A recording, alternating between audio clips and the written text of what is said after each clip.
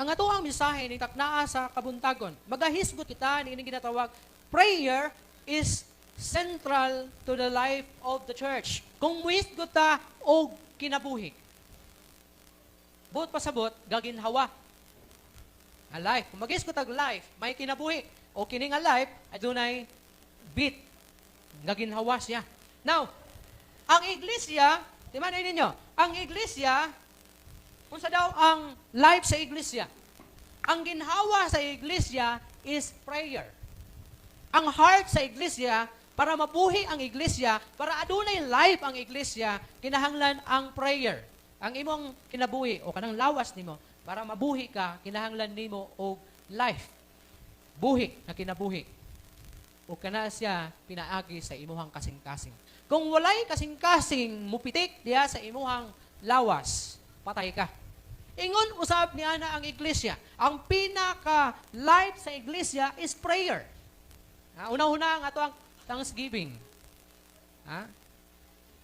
Kamu na nag-ingon nga sobra-sobra atong pagkaon atong panahon na. Ang uban sa inyo, wala nakadala kay nakalimtan, parang Ria. Pero wala na hubsan. Daghan gyapon o pagkaon. It's because nag-pray mo sa Ginoo, nag-pray ta sa Ginoo. Nga ang Ginoo magalihok ni ini. Wala man siguro yung nagareklamo sa inyo siguro.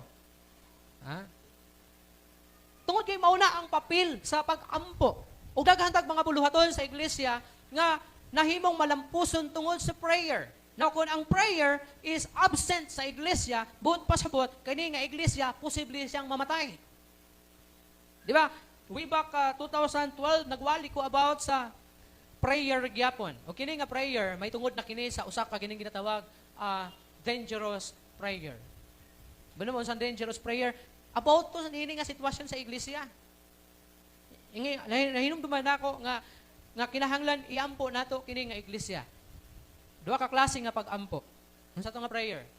Church closing ang usa o ang ikaduha, church cleansing. In order to grow ni ini nga iglesia, kinahanglan ang church cleansing. But pasabot kung ikaw ang hinungdan nganong dili ni mutubo nga iglesia, kuhaon ka sa Ginoo. Balag ibutang ka sa laing simbahan. O kung tanan mao'y hinungdan nganong ang iglesia dili mutubo, church closing, siratan sa Ginoo.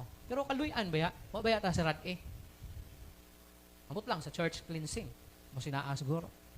Pero that's the power of prayer. Now, si Pedro hinihigayuna adunay nahitabo sa iyaha. Gibilanggo siya. Gipreso siya sa hinungdan nga siya nagwali sa maayong nga balita.